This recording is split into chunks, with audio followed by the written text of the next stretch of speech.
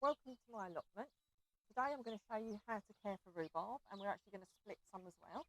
If you haven't already subscribed to my channel and you want to, then please do so. Our mission is to get more people growing, so if you could subscribe and maybe share it with other people and like and comment, that would be really awesome. Now first of all, here's my rhubarb. I've kind of got like two really big clumps here. I had some weeds around it, so the first thing you need to do with your rhubarb is to pull any weeds away. So we've pulled the weeds away.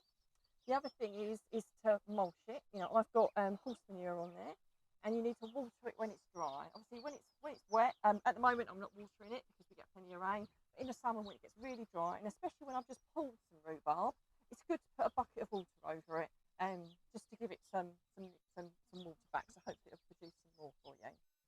So the way you pull rhubarb is you go down, you pick the bigger, longer stems, and put your hand right in the bottom, and you kind of like pull and twist like so. So always going for the bigger stems. So down to the bottom, pull and twist. And they can be a little bit tough sometimes. You know, they're not always easy. Sometimes you need two hands. If you gently pull and twist at the same time, normally that does the job. Right.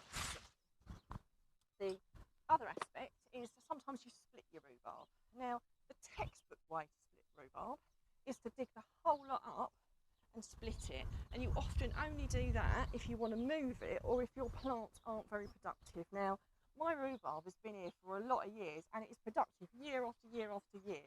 The only reason I split it is if I've got a friend that wants some, and I do. I have a friend that would like some rhubarb.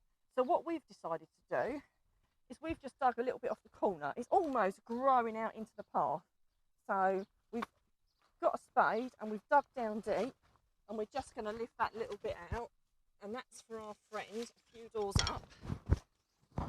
And where I've done this, I would actually water this today just because I've cut away from it, just as a bit of a precaution, and I will mulch around it a little bit more, again, just as an extra precaution. But hopefully we've lifted that out enough. Might need a little bit more work on that, so I'm not going to yank it too hard. I'll stick it in that bucket, and I'll suggest to our friend that he plants it straight away and he waters and mulches it well. Now, there's much debate in the allotment world as to whether you pick your rhubarb in the first year. Well, again, the textbook answer is that you don't. But if your rhubarb is growing really well, and I mean really well, if we walk over to my smaller plant, so say if Kieran plants that and his rhubarb is growing as well as this is, yeah, I would take a little bit, but don't take too much in the first year. If you plant it and it's not doing so well, so there isn't much coming off of it, no, then I wouldn't.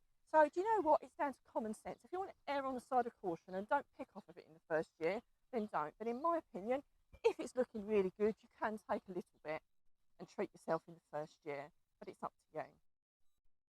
So we're going to put a helpful recipe just to my left, so you can do the recipe if you want to. Something really nice to do with your lovely rhubarb. The question that I get asked a lot, and I see a lot of questions flying around some of the different forums, is if you get a flower head appearing in your rhubarb. Well, first of all, don't panic. You must remove it though, because as pretty as it looks, it does slow the production of your rhubarb down. There are lots of reasons for this. Sometimes it's because the plant's distressed. Some are just the type of variety that do produce more blooms. And all you do is you just pull them off in a similar way you should pull your rhubarb off. The important thing is to pull them off when you see them, and don't panic if it's got too big. Just remove it. So let's move over to finish off splitting the rhubarb. Just a summary on how we've got this out of the ground.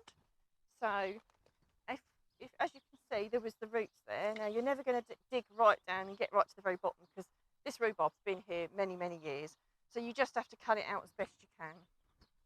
So I'm now going to lift it as best I can, and it doesn't matter if some of these rhubarb stems knock off, into a bucket, which we are going to drop round to our friends today for him to plant in the ground so he can get growing.